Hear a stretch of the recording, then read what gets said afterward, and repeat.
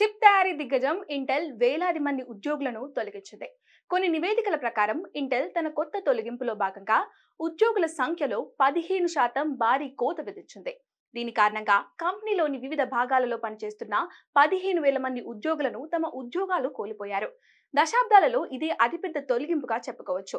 చిప్ల తయారీ company Intel ప్రస్తుతం 1,10,000 మంది ఉద్యోగులను కలిగి ఉంది. ఇంటెల్ తన ఖర్చులను పెద్ద ఎత్తున తొలగించాలి అనుకుంటుంది. అందుకే వేలాది మంది ఉద్యోగులను తొలగించాలని కంపెనీ నిర్ణయించింది.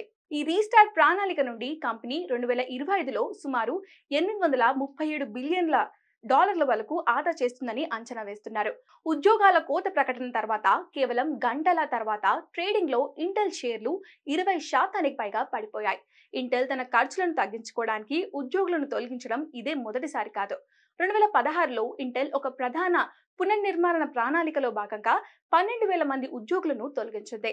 ఇంటెల్ ఇంతకు ముందు అక్టోబర్ 2022 నుండి డిసెంబర్ 2023 వరకు మరో 5% ఉద్యోగులను తగ్గించింది. ఈ ఏడాది ఏప్రిల్లో కంపెనీ తన సేల్స్ మార్కెటింగ్ టీంలోని ఉద్యోగులను తొలగించింది.